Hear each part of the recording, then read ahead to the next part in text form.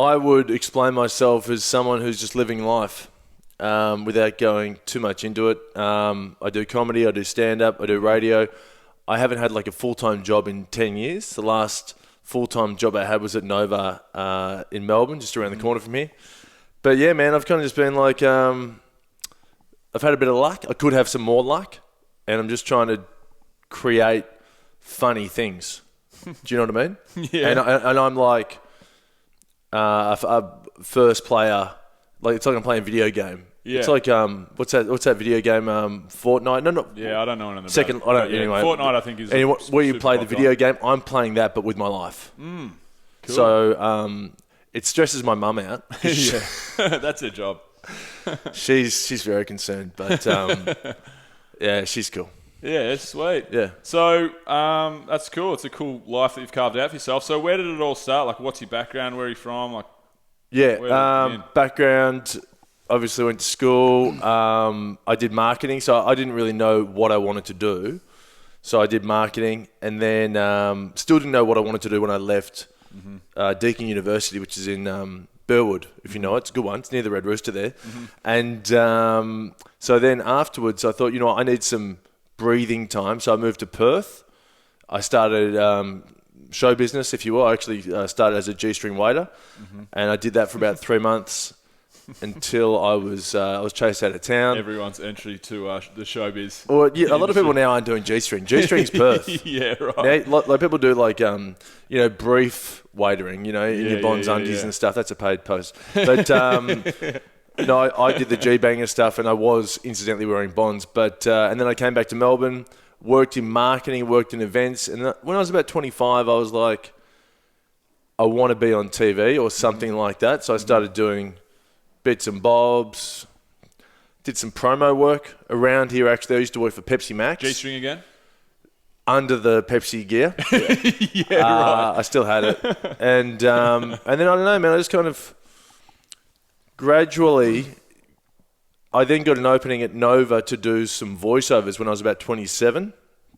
Maybe less. Maybe I was about 25. Started doing voiceovers. Yeah. Then they said, do you want to do some street teen stuff? Then do you want to do night radio? Do you want to do weekend radio? And I kind of just, you know how it is. You just got to keep moving a little bit. Yeah, well, to be perfectly honest, it's quite interesting because when I was flicking around looking for guests we could get on the show in Melbourne, because I don't like we don't do Skype guests, so I just like having interesting conversations face to face, Sure. And I saw, and I only listened to a small portion of it, but I saw you on the Today not the Today Show. It's a podcast, two young lads. I haven't listened to it. Oh, yeah, Daily Talk Show. The Daily Talk Show, that's it. And I was like, Ash Williams. I remember Ash Williams. What's he doing with himself these days? And I started going back through what you've been doing lately and where you've been at. Because I remember you as the Nova presenter. You used to be like you used to give weather updates or something. At Nova right back in the day, and then they're like, they were kind of like, this Ash bloke's actually pretty funny. Yeah, we need to get him involved a bit more. And then you became like part of the show, and then you had your own show, and it was actually, I know exactly what you're talking about because I've seen the progression. That's why I wanted to get you on the show, because I knew you were over in LA doing, and it's just a cool story of like, I guess, persistence and like you said, crafting your own life that you want to live, I guess. Yeah, absolutely. I think it's being aware of opportunities and then either taking that step or not. And I'm always someone who will take the step. Yeah. So then a big kind of sliding doors moment was working with Hughesy and Kate at Nova, and that's what you're talking about when I was doing the weather updates. Yeah, I used to listen to Hughesy and Kate every morning. Yeah. And then they gave me a little bit more rope to tell stories, and they're like, this guy's a bit of a fucking weird unit. And then I was lucky because then I got to learn from the best, on mic, off mic. They're pros. Yeah. So I had to really kind of bring myself up to speed, not just as a performer, but as like a person. Because Kate Langbrook would say words to me, and I literally wouldn't know what the fuck it was. So I used to have a piece of A4 paper. I don't even think she knew I did this. And I used to write down all the words I didn't understand. And by the end of the 3 hours, I had like 50 fucking words.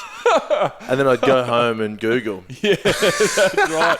And then you'd find a thesaurus to find words that you can actually pronounce, and I like those words. Like, there's so many. And there's so many sayings that she says. And and then I would say them, but no one would understand them. And I'm like, good, I'm not alone.